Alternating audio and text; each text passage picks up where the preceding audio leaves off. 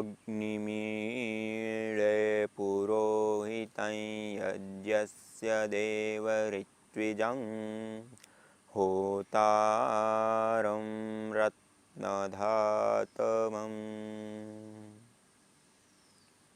सर्वरक्षक परमपिता परमात्मा को याद करते हुए, जिन्होंने हम सब के लिए इस धरती, पवन, सूर्य की धूप, चंद्र और ये सारी वनस्पति, औषधि, ये सब चीज़ें हमारे सुख के लिए, हमारे जीवन की पूर्णता के लिए, हमारे जीवन की उन्नति के लिए, हमारे जीवन के निर्वाह के लिए दी। और इन सब चीज़ों को देने के साथ साथ सबसे उत्तम, सबसे श्रेष्ठ चीज़ दी, वह है ज्ञान, वेद। जिस ज्ञान के आधार पर हम अपने जीवन को शुभ की ओर और अशुभ की ओर हम ले जा सकते हैं, उसमें यदि सही ज्ञान है, विवेकपूर्ण ज्ञान है, तो हम अपने जीवन को उत्तम बना सकते हैं। वरना परमपिता परमात्मा ने तो इतनी बड़ी श्रेष्ठ धरती बनाई है, जहाँ पे विभिन्न प्रकार के व्यंजन, फल, फूल, औषधियाँ, वनस्पतियों के साथ साथ अनेक विविधताओं से भरा यह जगत, ऊंचे ऊंचे पहाड़, लहराते हुए पेड़, बहते हुए झरने, खलखल करती हुई नदियाँ, और ये सारी चीज़ें इतनी रमणीय, इतनी उत्कृष्ट, इतनी उत्तम हैं। फिर भी यदि हमारे पास सही ज्ञान नहीं है, सही नॉलेज नहीं है, तो यही सब उत्तम चीज़ें होते हुए भी हम एक बहुत बड़े दुखालय में जीते रहते हैं और दुखी अपने जीवन को महसूस करते रहते हैं और अपने जीवन में वास्तव में दुखी भी रहते हैं। और हमारे पास भी इतनी स्वतंत्रता परमपिता परमात्मा ने, प्रभु ने दी है कि क्या करना, क्या ना करना, कैसे नहीं करना, वो सारी की सारी हमको स्वतंत्रता दे रखी है कि इस मनुष्य जीवन ही एक ऐसा जीवन है जहाँ हमको स्वतंत्रता है कर्म करने के लिए। लेकिन जब हमने कर्म कर दिया, उसके बाद हम परतंत्र हो जाते हैं। कर्म करने से पहले हम चुनाव में स्वतंत्र होते कि इस कर्म को करें या ना करें, लेकिन जिस कर्म को हमने कर दिया, उस कर्म को करने के बाद उसका जो फल है, पाप या पुण्य रूप, अच्छा या बुरा, अवश्यमेव भोक्तव्यम कृतम कर्म शुभाशुभम। जो हमने शुभ या अशुभ कर्म कर दिया, उसको हमको अवश्य रूप से भुगतना पड़ेगा और भुगतना पड़ेगा। और वह जो कर्म है, वो यदि हम पुण्य रूप कर्म करेंगे, परोपकार रूप कर्म करेंगे, अच्छे कर्म करेंगे, तो वह कर्म हमको सुख देने वाले, शांति देने वाले, उन्नति देने वाले, अवसर देने वाले, अच्छाइयाँ देने वाले और शुभ की ओर हमको उठाने वाले होंगे, और ऐसी हमको स्थितियाँ मिलेगी। और यदि हमने पाप रूप कर्म किए हैं, गलत कर्म किए, तो हमको अवुन्नति मिलेगी, अभाव मिलेगा, या जो भी दुख हैं वो हमको प्राप्त होंगे। इसलिए हमको अपने जीवन में ऊपर उठने के लिए शुभ कर्मों से नित्य युक्त रहना अत्यंत आवश्यक और अनिवार्य ज़रूरत है हमारी। तभी हम जिस सुख को हम चाहते हैं, जैसे हम कोई भी एक्टिविटीज़ को देखें अपने जीवन की या हमारी स्वयं की, तो कोई भी एक्टिविटीज़, कोई भी कर्म के पीछे हम देखेंगे तो हमारी एक अभिलाषा, आशा या हमारा एक मांग होती है कि हमको इस कर्म को करेंगे तो सुख मिल जाएगा, ऐसे करेंगे तो सुख मिल जाएगा, एक कर्म करेंगे तो सुख मिल जाएगा, ऐसे करेंगे तो शांति। मूल रूप से हम चाहते हैं सुख और उसके बाद शांति। सुख भी एक ऐसी चीज़ है जो हमको अच्छी तो लगती है, लेकिन वो निरंतर चलने वाली चीज़ है। जैसे हमने एक सुख को भोग लिया, तो फिर दूसरी इच्छा होगी उससे उत्कृष्ट सुख प्राप्त करने की। तुरंत ही आप देखेंगे, आपने कोई एक इच्छा की, उस इच्छा की पूर्ति हुई, तुरंत आगे की इच्छा तैयार होगी, और वो उसे और थोड़ा सा उत्कृष्ट सुख होगा उसमें जो इच्छा में है, उसकी भी यदि पूर्ति होगी तो और आगे की एक कामना जुड़ जाएगी, उसकी पूर्ति और एक आगे की कामना जुड़े। मानी एक सुख, एक इच्छा की पूर्ति हुई, सुख मिला, तो तुरंत दूसरी कामना तैयार रहती है, और वह श्रृंखला, वह क्रम चलता रहता है, और एक से बड़ा, एक उससे बड़ा, उससे बड़े सुख की हम चाह में निरंतर लगे रहते हैं। लेकिन उसका विराम कहाँ होता है? वह विराम होता है शांति में, सहजता में। और वह शांति को हम प्राप्त करने के लिए, उस सुख को प्राप्त करने के लिए हम जीवन भर कर्मों की होड़ में लगे रहते हैं। तो यह शांति हमको आखिर में मिलेगी कहाँ? यह सुख हमको आखिर में मिलेगा कहाँ? तो वह मिलेगा हम जब वेदोक्त कर्म करेंगे। और वेदोक्त कर्म वह कर्म है जो हमारे लिए ऐसा मानिए कि पहले से ही परीक्षण करके रखे गए, अंकित किए गए कर्म हैं कि आप ऐसे ऐसे ऐसे चलोगे तो आप यहाँ पर पहुँच जाओगे ही। जैसे हम यहाँ से मान लो कि हम हरिद्वार है और हरिद्वार से हमको दिल्ली जाना है, हरिद्वार से हमको मुंबई जाना है, तो एक रास्ते बने होते हैं, मार्ग बने, भाई इस रास्ते से आप ऐसे ऐसे चलोगे। आप पहले कभी नहीं गए हैं, लेकिन कोई नक्शा है, कोई आपका मार्गदर्शन, वो कहते हैं कि आप ऐसे ऐसे चलोगे और यहाँ से यहाँ, यहाँ से ऐसे और ऐसे ऐसे चलोगे तो आप वहीं पर ही पहुँच जाओगे।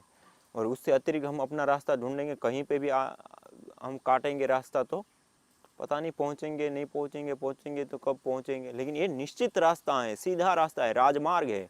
ऐसा मानिए कि वेदोक्त जो कर्म है, वह कर्म हम जो चीज़ चाहते हैं वहाँ तक पहुँचाने के लिए एक हाईवे है, एक राजमार्ग है, सीधा रास्ता है, और उसके माध्यम से हम बहुत कम समय में बहुत जल्दी से वहाँ पहुँच सकेंगे।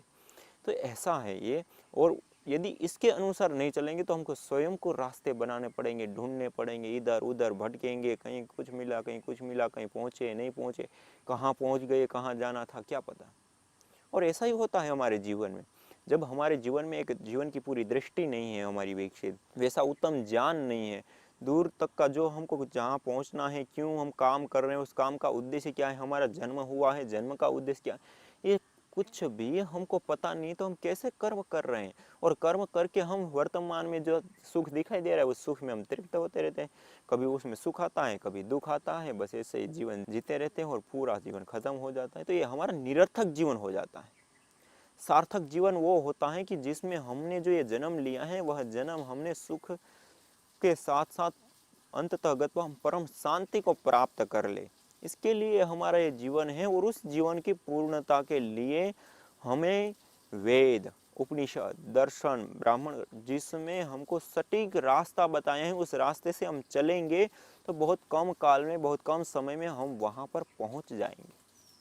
इसलिए वेदों में जो परमपिता परमात्मा ने हमको ज्ञान दिया है, वह ज्ञान दे करके उस परमपिता परमात्मा ने हम सब मनुष्यों के ऊपर, हम सब लोगों के ऊपर इतनी बड़ी करुणा, इतनी बड़ी अनुकंपा की है कि हम कल्पना भी नहीं कर सकते। जो हमारी मूल मांग है, जो हमारी मूल इच्छा है, उसको पूर्ण करने का एक सुगम, सरल और सहज रूप से हमको रास्ता हमको बता दिया है। और फिर भी हम उसके ऊपर ध्यान नहीं देते हैं, फिर भी हम उसके अनुसार नहीं चलते हैं, तो एक बहुत बड़ी हमारे जीवन के लिए हमारी विडंबना है कि हम इतने उत्तम शास्त्र, इतने उत्तम ज्ञान के होने के बाद भी हम उस कर्म को नहीं कर रहे हैं, उसके अनुसार नहीं चल रहे हैं, और जिसका परिणाम भी हमको बहुत बुरा भुगतना पड़ेगा। और अपने जीवन में फिर जो भी दुख आएंगे, उन सारे दुखों को हम उठाते रहेंगे और अपने जीवन को ऐसे ही गलत मार्ग के ऊपर ले जा कर के हम व्यतीत कर देंगे। अपने जीवन में कोई विशेष उपलब्धि नहीं कर पाएंगे। और हम अपने जीवन को जो जीते हैं, वह जीवन कई सारे पहलुओं से बनता है। पहला तो हमने जो इस जन्म में मान लो हम हैं, तो इस जन्म में हम जो कर्म करेंगे, उन कर्मों के अनुसार हमें पुण्य मिलता है या पाप मिलते हैं। हमने अच्छे कर्म किए हैं तो पुण्य प्राप्त होंगे, हमने गलत कर्म किए हैं तो पाप कर्म मिलेंगे। और पाप और पुण्य यही हमारा मूल बैंक बैलेंस है, जो हमको अगले जन्म में काम आता है या हमारे साथ चलता रहता है। यह जो शरीर है, वो शरीर तो छूटते रहते हैं, लेकिन यह जो पाप और पुण्य रूप जो हमने कर्म किए हैं, उन कर्मों का जो लेखा जोखा है, जो मैंने कहा श्रीमद् भगवद गीता में भी भगवान श्री कृष्ण जी ने कहा है, अवश्यमेव भोक्तव्यम कृतम कर्म शुभाशुभम। जो शुभ हैं या अशुभ हैं, जो भी आपने कर्म किया, उसका फल जो है आपको निश्चित रूप से भुगतना है, भुगतना है, भुगतना। और उस फलों को भुगतने के लिए हमको परमपिता परमात्मा ये अलग अलग प्रकार के हमको शरीर देता है, साधन देता है। जैसे हम मनुष्य जीवन में आए हैं, तो एक हमने उत्तम कुछ कर्म कर रखे हैं, और उस उत्तम कर्मों के परिणाम स्वरूप हमको ये जीवन मिलता है, ये शरीर मिलता है। और इस शरीर में आने के बाद हम स्वतंत्र होते हैं कर्म करने में, और ऐसे ऐसे कर्म हम इस मनुष्य जीवन में कर सकते हैं कि हम इस एक ही जीवन में जो करोड़ों जन्मों से चली आ रही जो श्रृंखला है, उसको तोड़ भी हम सकते हैं। मानी हम अपने जो संस्कार हैं उन संस्कारों को दगदबीज करके हम इस श्रृंखला को तोड़ भी सकते हैं। वो सामर्थ्य हमारे भीतर है, वो है एक मनुष्य के भीतर, और उस काम को हम कर सकते हैं। और इससे अतिरिक्त यदि हम कोई काम कर रहे हैं तो वहाँ पर हमको फिर दूसरी योनियाँ मिलेगी। जो दूसरी योनियाँ मिलेगी वहाँ पर हमको केवल भोग योनि मिलती है। चाहे देवताओं की भी जो योनि होती है वह भोग योनि होती है, कर्म योनि नहीं होती। यहाँ हम अर्जित करते हैं, भोग भी भोग सकते हैं और अर्जित भी कर सकते हैं। भोग इतना भोग सकते हैं जो दूसरी देवता वाली योनि वाले भी नहीं भोग सकते, उससे भी ज़्यादा भोग सकते हैं, और उससे ज़्यादा पुण्य कमा करके और ज़्यादा कर्म भी कर सकते हैं, और दोनों चीज़ साथ साथ में भी कर सकते हैं। लेकिन हम दूसरी योनि में कहीं पे भी गए तो वहाँ पे केवल हमको भोग योनि, मानी हम केवल वहाँ पे सुविधाओं को ले सकते हैं, केवल भोग भोग सकते हैं। अच्छे कर्मों का अच्छा भोग, बुरे कर्मों का बुरा भोग। और बहुत अति उत्तम श्रेष्ठ कर्म किए हैं तो हम देवताओं की योनि में जाते हैं और श्रेष्ठ भोगों को भोगते हैं, सुखकर भोगों को भोगते हैं। और ये जो भोग भोग के फिर हमको वापस नीचे ही आना होता है। जब हमारा पुण्य कर्म से खत्म हो जाएगा फिर भी नीचे आना है, पाप कर्म से खत्म फिर भी नीचे, और हमको फिर कर्म योनि मिलेगी। और कर्म करके हम फिर भी अच्छे या बुरे कर्म करके हम फिर अपने जीवन में ऊपर उठ सकते हैं, आगे बढ़ सकते हैं, या गलत कर्म करके नीचे भी जा सकते हैं। तो ये जो मनुष्य जीवन में है एक अति उत्तम है। और इस मनुष्य जीवन में जो कर्मों की कैटेगरी है वो हजारों लाखों करोड़ों कर्म हैं जो करने लायक हैं, और कई सारे ऐसे भी कर्म हैं जो नहीं करने लायक है। और इसमें भी जो करने लायक कर्म हैं वो हजारों लाखों कर्म होने के बावजूद भी उन कर्मों की भी कैटेगरी है कि ये अति उत्तम कर्म है, ये अच्छा तो है लेकिन मध्यम है, ये अच्छा तो है लेकिन अच्छे में भी निम्न है। और एक अति उत्तम कर्म होता है जो अच्छे कर्मों में भी अच्छा कर्म, जिसको हम श्रेष्ठतम कर्म कह सकते हैं। ऐसा श्रेष्ठतम कर्म कोई है तो वह है यज्ञ।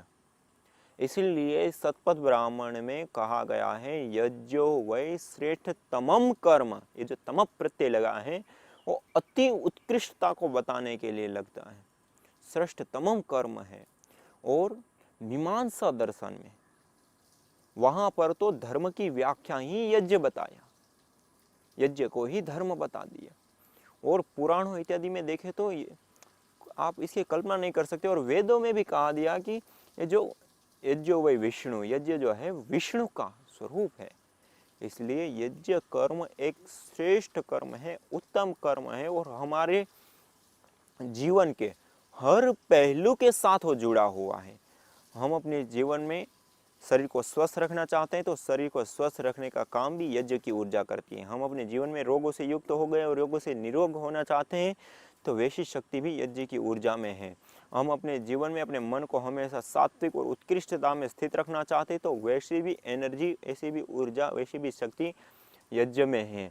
हम अपने जीवन में जो अन्न उत्पन्न करते हैं, फल फूल सब्जियां वनस्पतियां पेड़ पौधे इत्यादि बोते हैं, उन सबको उत्पन्न करते हैं, जो मतलब हम ग्रहण करते हैं अन्न इत्यादि, वो हम उत्तम पैदा करना चाहते हैं तो उसके लिए भी हम यज्ञ करें।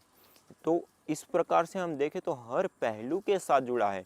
जिस वातावरण में हम जीते हैं उस वातावरण को पवित्र, शुद्ध और प्रदूषण से रहित करना चाहते हैं तो उसके लिए भी हम यज्ञ करें, क्योंकि यज्ञ से प्रदूषण दूर होता है। भूमि भी यदि उर्वरक नहीं है और आप उर्वरक बनाना चाहते हैं तब भी हम यज्ञ करें। इससे अतिरिक्त हमारे सारे इस भूमंडल में किसी भी प्रकार का कोई अशुभ है, अज्ञानता है, या जो भी नेगेटिविटी है उसको हम हटाना चाहते हैं तब भी हम यज्ञ करें। और जो आज वैश्विक समस्या है जिसको हम कहते हैं ग्लोबल वार्मिंग, वायु प्रदूषण, ओजोन परत का क्षरण, जो अब मानवीय कर्म करके हमने इन चीज़ों को पैदा किया है और हमारे ही कर्मों के कारण वो आज स्थिति बनी हुई है और आने वाले समय के लिए एक घातक स्थिति होगी। यदि उनसे भी हमको बचना है तो हम यज्ञ करें। और इससे अतिरिक्त भगवान ने इस यज्ञ के माध्यम से हमको एक शक्ति, एक सामर्थ्य ऐसी भी हमको दी है कि जो भगवान जिन कर्मों को करता है उसमें से एक कर्म हम भी कर सकते हैं। भगवान ने इतनी बड़ी समष्टि बना दी, इस पूरी समष्टि को चलाता है, इसमें वो संतुलन बना करके रखता है। लेकिन जब इस प्रकार का असंतुलन हो जाए, जैसे अभी देखें कि मानसून पूरा असंतुलित हो चुका है, ग्लोबल वार्मिंग इतना बड़ा ग्लोबल वार्मिंग का अर्थ होता है वैश्विक तापमान का बढ़ना। जितना पृथ्वी की चारों ओर तापमान रहता है उससे कई गुना और तापमान का बढ़ जाना, इसको कहते हैं ग्लोबल वार्मिंग। और ये ग्लोबल वार्मिंग इतना घातक, इतना खतरनाक होता है कि जो पहाड़ों के ऊपर जमी हुई जो बर्फ़ें हैं वो पिघल जाती हैं, नदियाँ फिर बहना बंद हो जाती हैं, पानी की किल्लत हो जाती है। जो धरती के ऊपर नदियाँ बह रही वो सारी की सारी सूखने लग जाती है। अभी भी भारत का 40% पानी सूख चुका है इस ग्लोबल वार्मिंग की समस्या के कारण।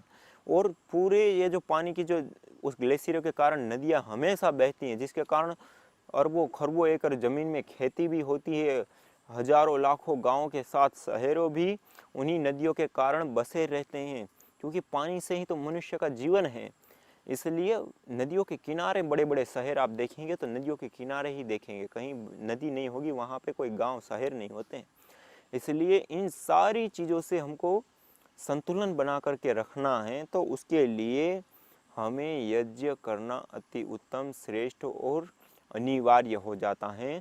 और वर्तमान की जो परिस्थिति में हम हैं उस परिस्थिति के अनुसार तो यज्ञ करना एक हमारे लिए अति अनिवार्य कर्म है। क्यों?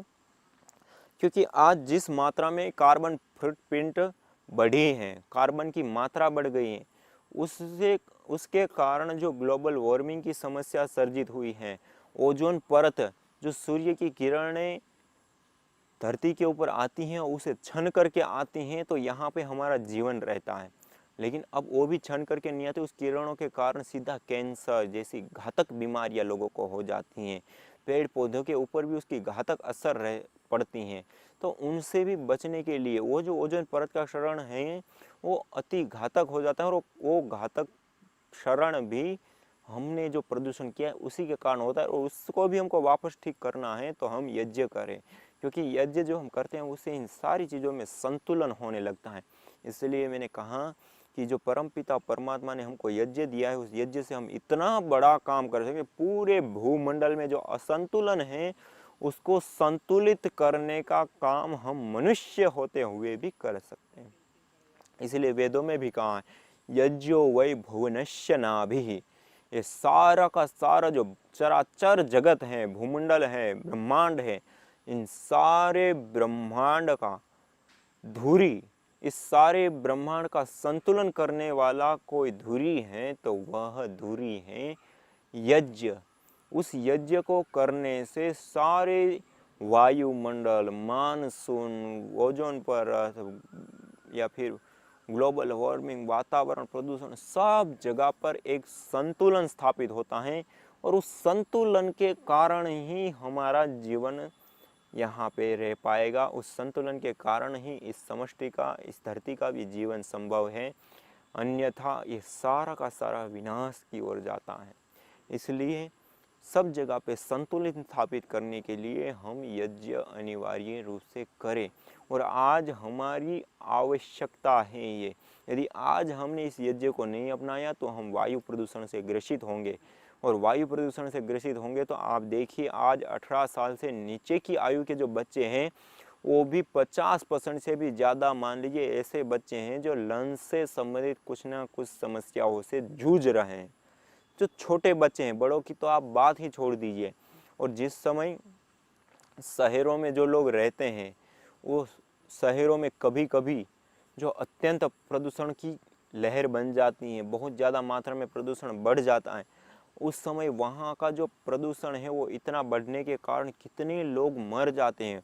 और आज का जो WHO विश्व स्वास्थ्य संगठन है उसके भी जो आंकड़े हैं वो इतने भयावह आए हैं कि भारत जैसे देश में भी प्रति वर्ष 15 लाख लोग मृत्यु के मुंह में समा जाते हैं केवल वायु प्रदूषण के कारण।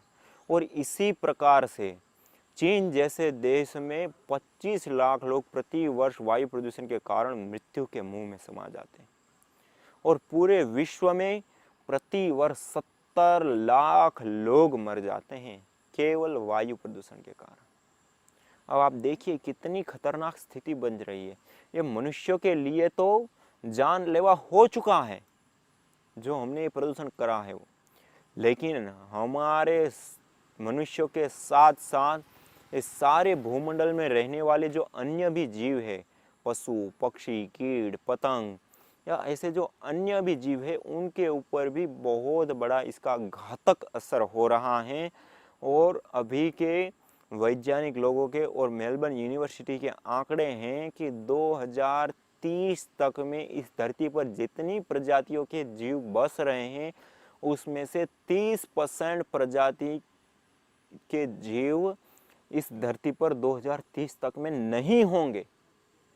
ये देखिए आप कितनी भयावह स्थिति। आज हम देखें तो एक डायनासोर सालों पहले एक विलुप्त हो गया, तब भी आज हमको याद है कि मूवी देखा करते क्या क्या करते, लेकिन आने वाले 2030 तक में 30% प्रजातियां नहीं होगी। 30% बहुत बड़ा आंकड़ा होता है। लाखों करोड़ों जीव जो है यहाँ से समाप्त हो जाएंगे। और इतना ही नहीं, ये भारत जैसे देश का जो 40% पानी सूख चुका है, तो अन्य देशों का भी बहुत बड़ी मात्रा में सूखा हुआ है।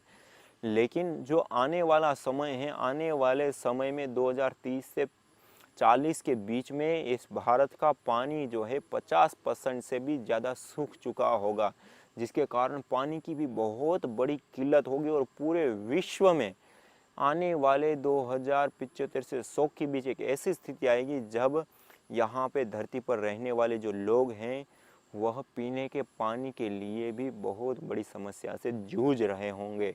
पानी पीने का पानी ना मिलने के कारण भी लोगों की मृत्यु हो रही होगी। ऐसी स्थिति हम बना रहे हैं अपने हाथों से, और अपने साथ साथ सारे भूमंडल के ऊपर इसका खतरा बन रहा है, सारे अस्तित्व के ऊपर खतरा बन रहा है।